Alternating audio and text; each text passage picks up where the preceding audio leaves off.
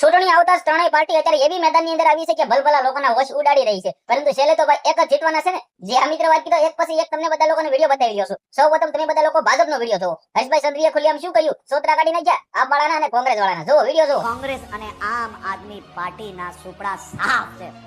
ગુજરાતની જનતાએ નક્કી કરી લીધું છે. હવે હર્ષભાઈ સંઘવી તો બોલ્યા. હવે ત્યારબાદ આવ્યો છે ગોપાલભાઈ ઇટાલિયાનો વિડીયો પણ. જે આ મિત્ર વાત કીધો ગોપાલભાઈ ઇટાલિયા પણ ખુલ્લેઆમ સોતરા કાઢી નાખ્યા. એમને પણ ખુલ્લેઆમ એવું કહ્યું. જે આ મિત્ર વાત કીધો તેમને તો એવું કહ્યું કે વિસાવદર વાળી કરી ત્યારબાદ પછી તો ભાજપ વાળાને જાડા થઈ ગયા છે.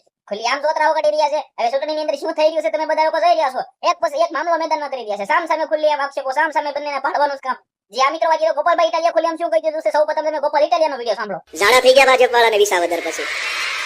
પણ આપણે ત્યાં ભાગલા કહી ગયા છે કે જાડા થઈ ગયા હોય તો ચડીઓ બદલે મેળ ન પડે, દવા કરવી પડે. શું વાત છે ગોપાલભાઈ ઇટાલિયા? ખુલ્લેઆમ સોતરા કાઢી નાખ્યા. જે આ મિત્ર વાત કીધો હવે તમારે બધા લોકોએ રાખવાની જોવાની છે. રાજુ કરપડા પણ આવી રહ્યા છે મેદાનની અંદર. રાજુભાઈ કરપડાએ પણ ખુલ્લેઆમ શું કહી દીધું છે એ પણ તમને વિડીયો બતાવવા જઈ રહ્યો છું. એ તો ભાજપની અંદર જોડાયા છે, પરંતુ અત્યાર સુધી તો અપક્ષની મિત્ર હતા ને, તો કોઈ પણ પાર્ટી નથી જોઈન કરી લે. ખુલ્લેઆમ રાજુભાઈ કરપડાએ પણ સોતરા કાઢ્યા. જો વિડીયો રાજુભાઈ કરપડાનો છે.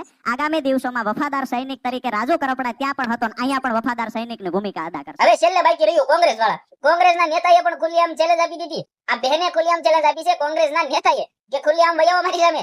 જે આ મિત્ર વાત કીધો કોંગ્રેસ વાળા પણ ક્યાં પાછળ રહેવાના છે. કોંગ્રેસ વાળાએ પણ ખુલ્લેઆમ સોતરા કાઢી નાખ્યા. આ બેનનો વિડીયો જોવો ને વિડીયો શેર કરી ફોલો કરી સબસ્ક્રાઇબ અવશ્ય કરી દેજો. જેને પણ મારી સામે લડવું હોય એ આવી જાય ઇલેક્શનના દિવસે હું સામ સામે મેદાને સંતરવા તૈયાર છું.